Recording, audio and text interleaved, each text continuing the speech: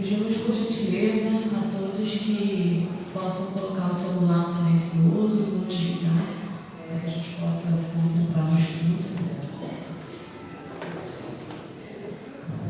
Faremos a meditação do livro A Vida Feliz de Joana de Ângeles, lição 156. Acostuma-te à verdade.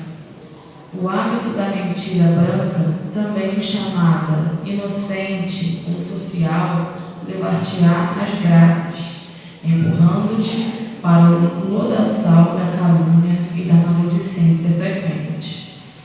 A fagulha produz incêndios semelhantes aos gerados pela labareda crepitante. Os grandes crimes se originam em pequenos delitos, são não alcançados pela justiça, que ensejam o agravamento do mal. Usa a severidade moral para contigo, não embarcando nas canoas da conveniência gerais. Cada pessoa responde por si mesma, e os seus atos ficam gravados na consciência individual. Ser do mesmo, em constante progresso moral. Vamos então fechar nossos olhos e levar o nosso pensamento a Deus.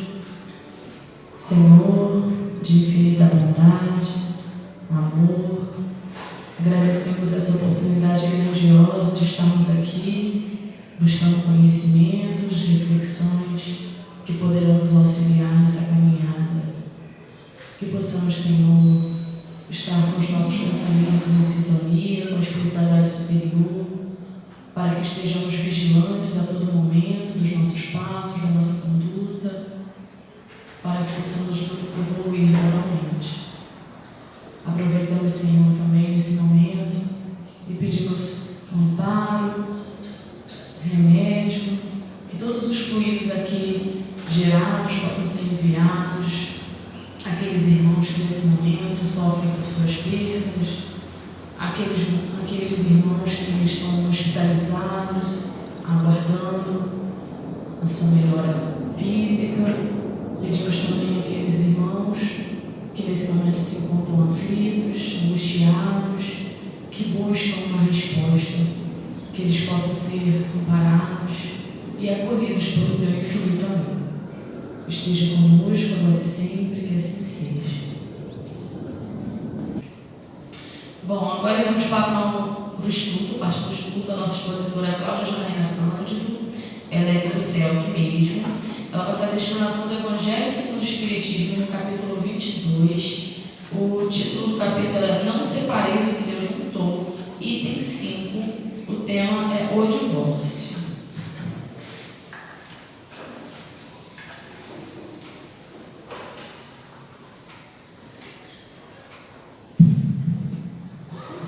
Bom dia a todos. Esse capítulo é bem interessante quando a gente começa a estudá-lo, né?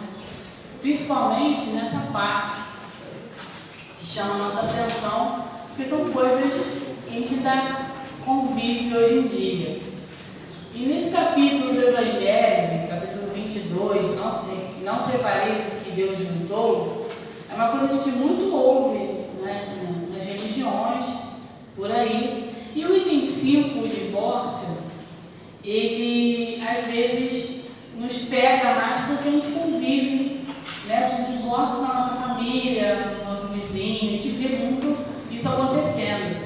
E também dá para perceber, se a gente for buscar historicamente, que desde a sociedade mais antiga, o divórcio tem sido uma viva frequência nos costumes.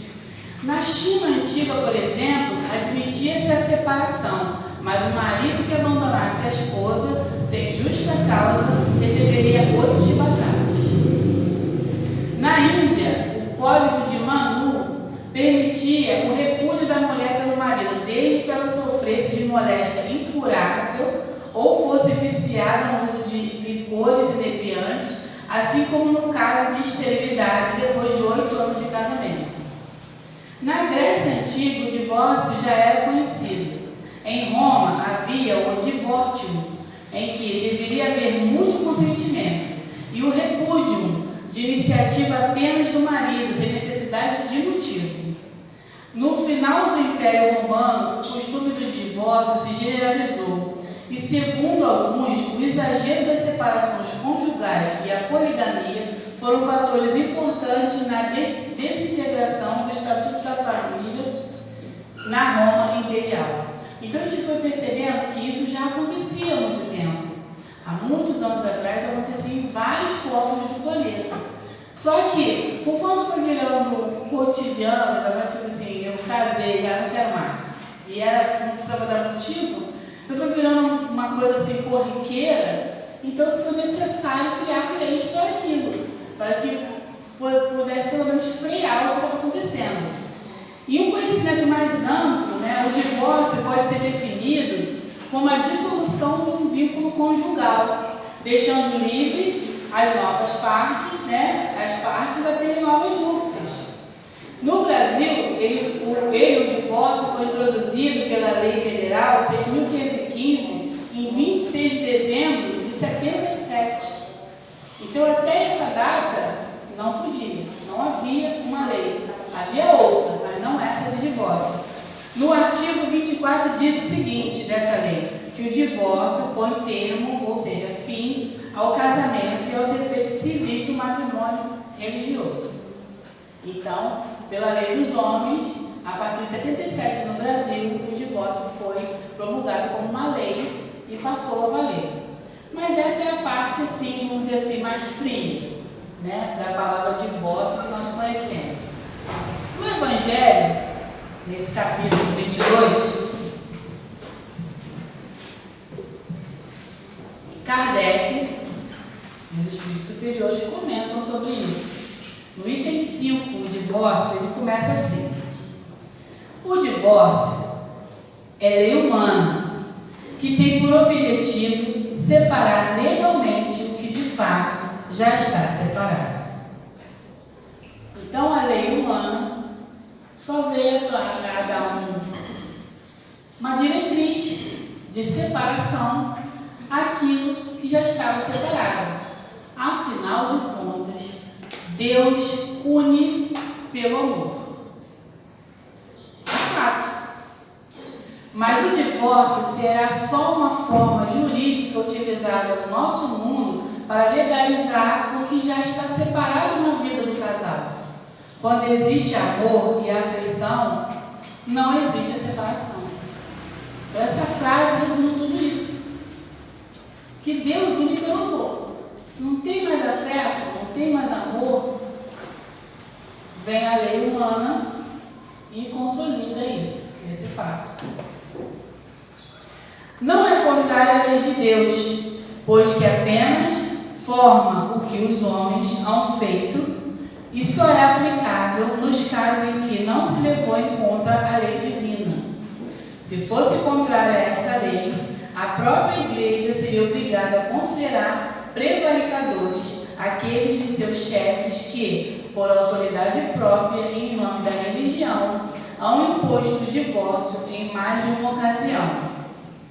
E dupla seria aí a prevaricação, porque nesses casos o divórcio há objetivado unicamente interesses materiais e não a satisfação de lei de amor. Quantos matrimônios que consiste, né, acontece por questões materiais, por questões de famílias querendo se unir para terem mais poder. Pode não acontecer ainda assim, visivelmente na nossa sociedade, mas a gente sabe que na Índia ainda acontece. Em alguns povos isso é normal. E o Espiritismo é uma doutrina de liberdade e responsabilidade. Cada um de nós é livre para tomar as próprias decisões que achamos melhor. Porque a doutrina espírita entende o casamento como uma união entre dois seres. Nós precisamos de um papel para sacramentar essa união. Que diga lá, fulano de tal concedeu o matrimônio com fulano de tal, com fulano de tal, em regime tal. A gente ainda precisa na nossa sociedade dessa regra. Mas que nós sabemos que O casamento é uma união entre dois seres. Quando o divórcio acontece, trata-se de um corte ou rompimento de um acordo apoiado pela lei dos homens. Então, esse acordo firmado entre a lei dos homens e um casamento, num papel, foi firmado aqui. Mas perante Deus, que une por amor, né? Ele dá essa liberdade de nós acharmos se está havendo naquele casamento formalizado amor ou não. A união está favorável aos dois seres. Aí continua assim: nem mesmo Jesus consagrou a indissolubilidade absoluta do casamento. Não disse ele: foi por causa da dureza dos vossos corações que Moisés permitiu despedir-se vossas mulheres? Pela dureza do nosso coração. Jesus já falou lá, Moisés não foi lá e criou uma lei que permitia, mas não deu certo, você pode, eles usavam o termo despedir, né? Vossas mulheres. Pela dureza nossa, pela contra, a gente se juntava, não tinha aquele amor, ou uma das partes só tinha, havia uma vida infeliz e Moisés precisou criar uma lei para isso. E continua assim: isso significa que já ao tempo de Moisés, não sendo a afeição mútua a única determinante do casamento, a separação podia tornar-se necessária. Nós temos que ter um pensamento assim: não podemos nos culpar pela dissolução do matrimônio, nos sentimos culpados quando isso venha a ocorrer, ou conosco, ou com alguém próximo a nós. Aqui mesmo no Evangelho encontramos a seguinte afirmação: Deus quis que os seres se unissem, não somente pelos laços carnais, mas também pelos laços da alma, para que a mútua afeição dos esposos se estenda aos filhos, e que sejam dois em vez de um, a amá-los, tratá-los e fazê-los progredir. O divórcio não pode ser banalizado. Eu não estou querendo dizer assim: foi dito lá na palestra que eu casei e separei, casei e separo, casei e separo. A gente tem que entender o seguinte: se aquela decisão minha de formar um matrimônio está vindo mesmo de uma vontade, de um amor puro, de um crescimento mútuo, ou está vindo por outros interesses, para a gente não banalizar. A nossa lei permite o divórcio? Permite. Mas se a gente puder formar uma união mais agradável, que possa tornar a nossa convivência com os que virão, que serão os filhos, não devemos ver o divórcio como o último passo. Tem uma sequência. Senão ele vira banana. Como aconteceu lá na Itália Antiga. Quando não existia nenhum clima de convivência entre os cônjuges, o outro motivo, muita briga, muito desentendimento, mesmo tentando um ouvir o outro. O divórcio, quando baseado em razões justas, é providência humana e é claramente compreensível nos processos de evolução pacífica. Pacífica. Muitos casamentos, muitos matrimônios, eles perdem essa passividade. Mesmo tentando, um cônjuge tentando, o outro não querendo ouvir, mas tem que ter um acordo pacífico. Se começa a virar guerra essa união, a fazer uma análise. E aí, vale a pena? Os filhos estão bem, eu estou bem, a pessoa que está comigo está bem, nós estamos bem nessa convivência. Por isso que Moisés colocou essa lei, e Jesus não disse que seria porque ele sabia que o Pai, nosso Pai maior, une a todos por amor. Nós, aos nossos irmãos, a nossa família, aos nossos vizinhos, sempre com amor. Imagine com o nosso cônjuge. Aí continua. Acrescenta, porém, no princípio não foi assim. Isto é, na origem da humanidade, quando os homens ainda não estavam pervertidos pelo egoísmo e pelo orgulho e viviam segundo a lei de Deus, as uniões derivando da simpatia e não da vaidade ou da ambição, nenhum ensejo dava ao repúdio. Então, no início, lá no início, não havia necessidade quando se começava uma união com o amor verdadeiro, a fraternidade. Muitas uniões começam de forma errada, com o amor mascarado de egoísmo e orgulho, sem a simpatia entre os seres e principalmente o respeito, fazendo dessas uniões verdadeiros acordos com a vaidade e com a ambição. Não é uma união feliz, porque ela começou de forma errada. Quando o primeiro passo vem de forma errada, vai tudo lá abaixo. Para Emmanuel, o divórcio deve ser cogitado como medida de última instância. Eis o que ele escreveu no livro Na Era do Espírito, capítulo 11. Ele escreveu assim: ergueste o lar por amor, e tão só pelo amor conseguirás conservá-lo. Inegavelmente não se te nega o direito de adiar realizações ou dilatar o prazo destinado ao resgate de certos débitos, de vez que ninguém pode aceitar a criminalidade em nome do amor. Entretanto, nos dias difíceis do lar, recorda que o divórcio é justo, mas na condição de medida articulada em última instância. Eu estava lendo uma historinha, um livro, uma historinha, um romance espírita, que contava a história de um casal que começou o casamento, o preparativo para o casamento e tal. Eles tinham muito amor um pelo outro, só que ele não gostava que ela trabalhasse fora.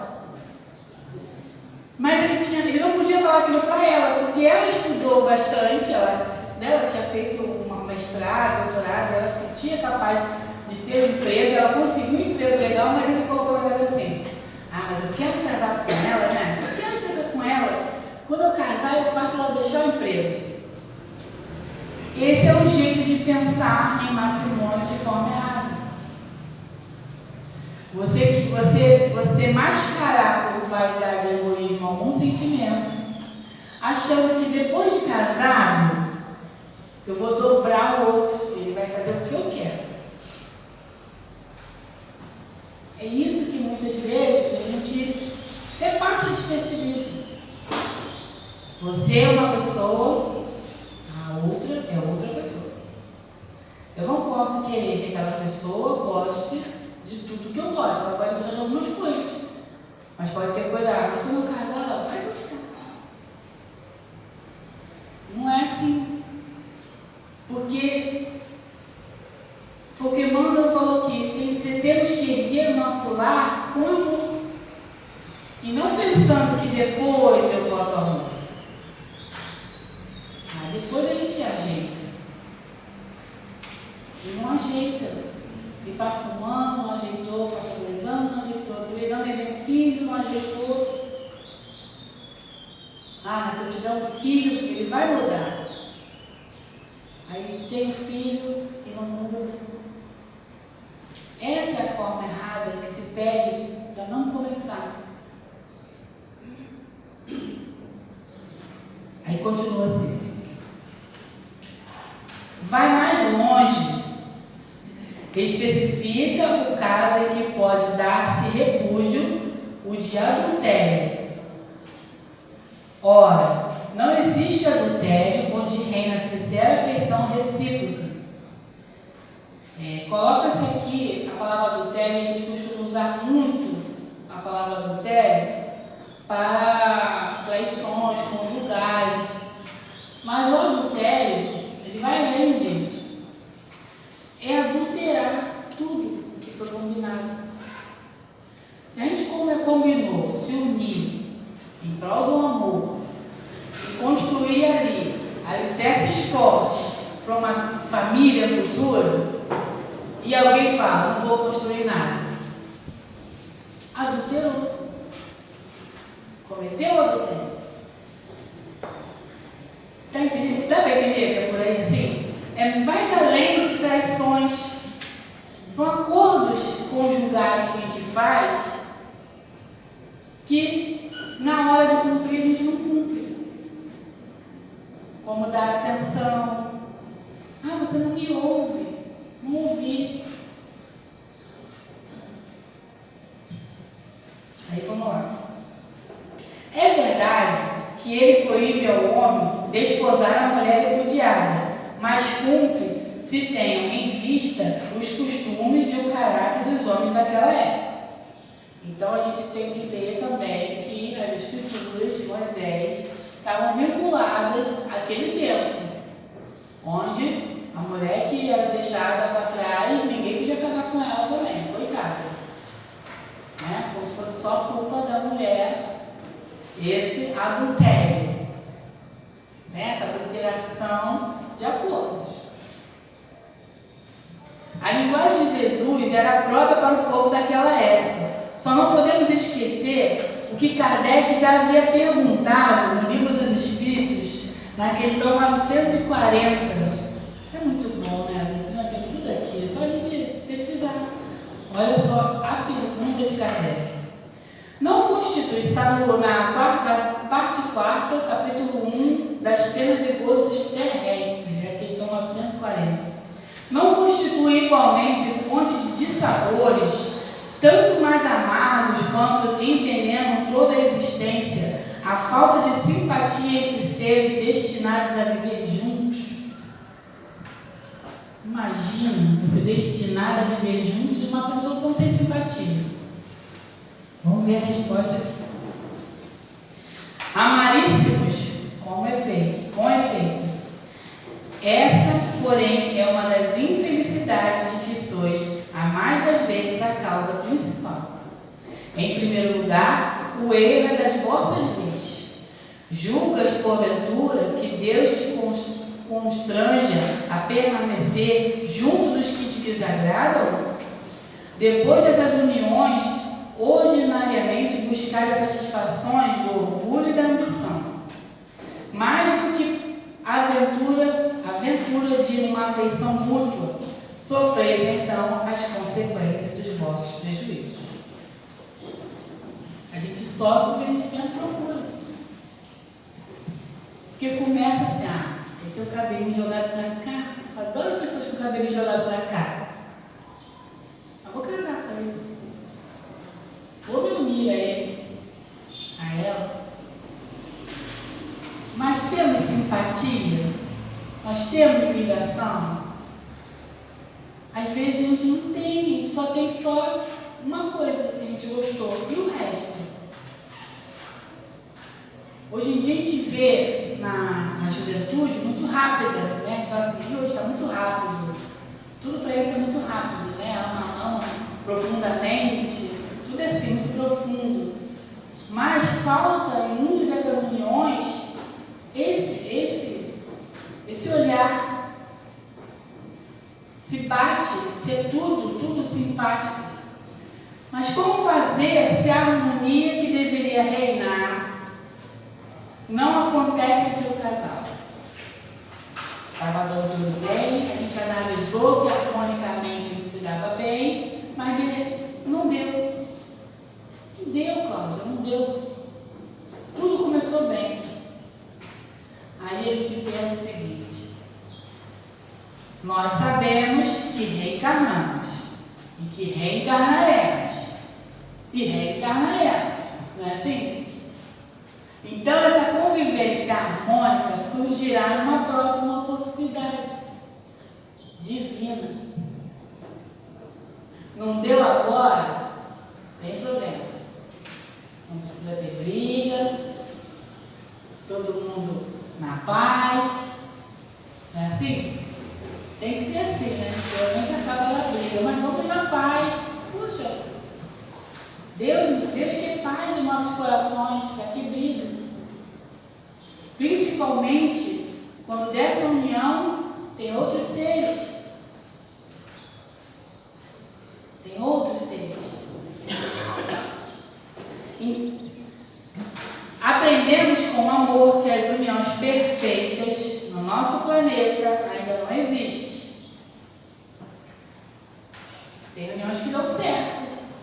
Tem uniões que a gente pode até achar que é perfeita, mas aquela perfeição no nosso planeta ainda não tem. No sentido da palavra que deveria se levar à perfeição. O que existe são pessoas que, mesmo com as adversidades, chegam a um acordo. Já ouviram falar assim, que dá certo uma pessoa agitada com uma pessoa calma? Que duas agitadas não daria certo? Pode ser que dê certo. Pode ser. Porque não somos perfeitos. Pode ter um encaixe legal.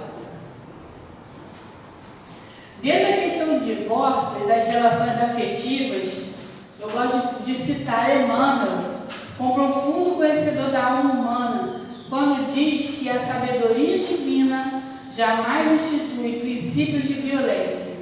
E o espírito, conquanto em muitas situações agrava os próprios débitos, dispõe da faculdade de interromper, recusar, modificar, discutir ou adiar transitoriamente o desempenho dos compromissos que abraça. A gente abraça um compromisso antes de encarnar, não é assim? Eu vou, fulano vai na minha frente, eu vou depois, e a gente vai se encontrar, a gente vai se unir, vamos receber esse plano Beltrano, não é assim? Encarnação programada. Quando a gente consegue e dá a permissão, tem a permissão de ajudar a nossa programação, a gente quer se redimir com o máximo de redimir que a gente puder. Então é todo mundo para a família. Todo mundo está perto de mim.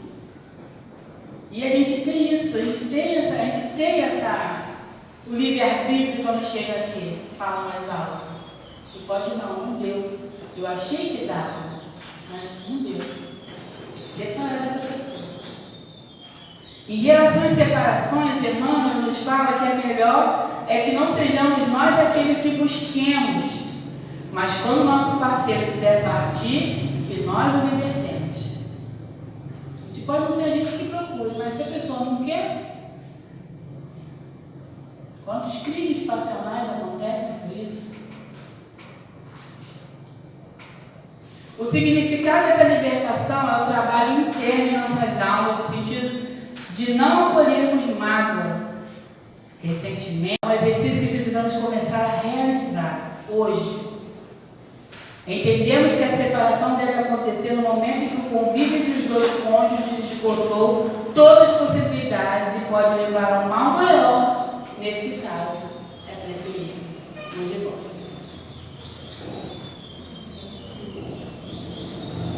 Na lei mosaica, continua aqui, a lei mosaica, nesse caso, prescrevia a lapidação, querendo abolir o uso bárbaro.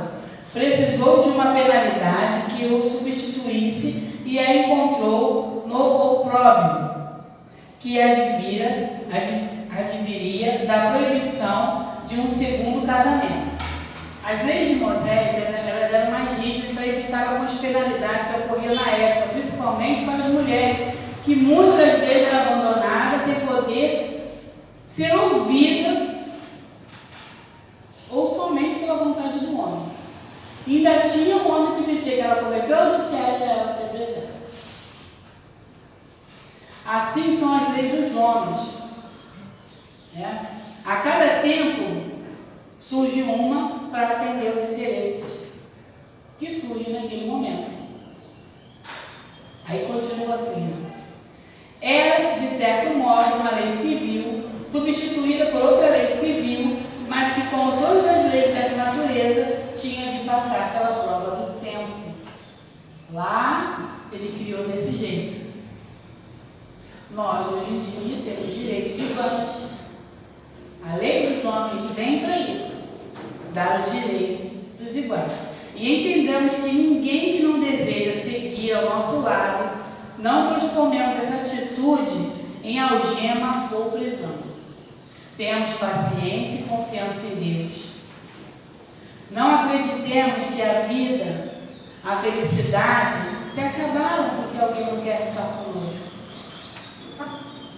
Por tudo isso, jamais deixemos de nos sentir amados por Deus. Porque se não tiveres quem te diga aos ouvidos, se não tiver alguém que fale ao ouvido da gente, eu te amo, Deus nos abraça com seus raios de luz e nos dá todos os dias o mundo para viver, amar e sermos felizes. Muita paz, gente.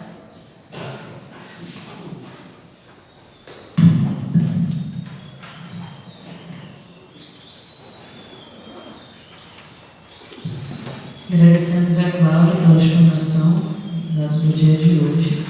Bom, por conta da pandemia, o passe continua sendo aplicado de forma coletiva, então vai ser aplicado durante a nossa prece final. Então pedimos a todos que se mantenham sentados, concentrados e acompanhemos a prece final com a nossa irmã Cláudia.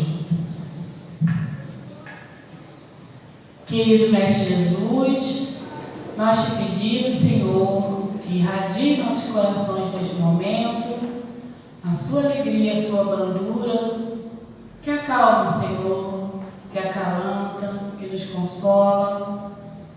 Traga, Senhor, para este alívio, para nosso alívio, toda essa emoção, dessa manhã maravilhosa, em que estamos aqui reunidos, em Teu nome, aprendendo um pouco mais das Tuas leis, dos Teus ensinamentos, do que Deus, esse Pai maravilhoso, derrama sobre nós todos os dias.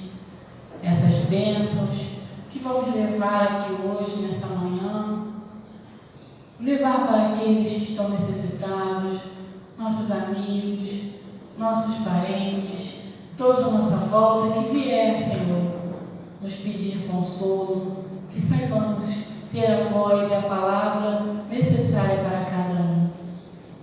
Que, após sairmos daqui, sejamos abraçados e sentimos, Senhor, esse bálsamo que derramou sobre nós. Que assim seja, graças a Deus. Desejamos a todos um ótimo dia. Fiquem com Deus. Centro Espírita Luz e Caridade de Santa Cruz. Retorno presencial desde janeiro de 2022.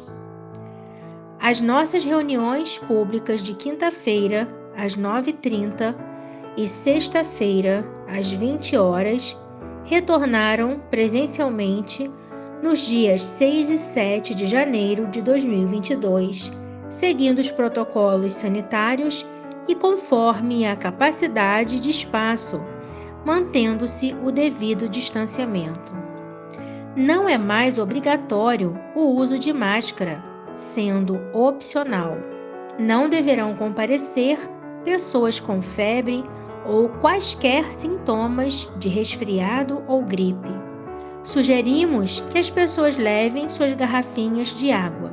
Não está havendo evangelização infantil nesses dias, devendo as crianças ficarem sentadas junto com seus responsáveis.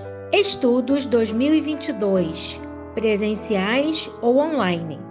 Inscrições pelo formulário. Estudo sistematizado da doutrina espírita, a partir dos 22 anos. Presencial, aos sábados, das 16h30 às 18 horas. Iniciou-se em 5 de fevereiro de 2022. Online, às segundas e quartas quintas-feiras, das 20 às 21 horas, iniciou-se em 10 de fevereiro de 2022. Evangelização Espírita da Juventude, dos 13 aos 21 anos, presencial aos domingos, das 10 às 11h30, Iniciou-se em 6 de fevereiro de 2022. Evangelização espírita da infância e da família. Presencial para crianças de 3 a 12 anos, pais e responsáveis. Aos domingos, das 10 às 11h30. Iniciou-se em 6 de março de 2022. Ama o teu próximo como a ti mesmo. Jesus. Está em Mateus, capítulo 22, versículo 39.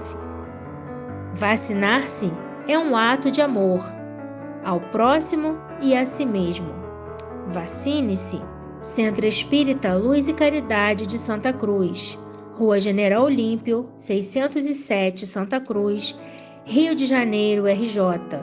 Telefone 21 3395 0509.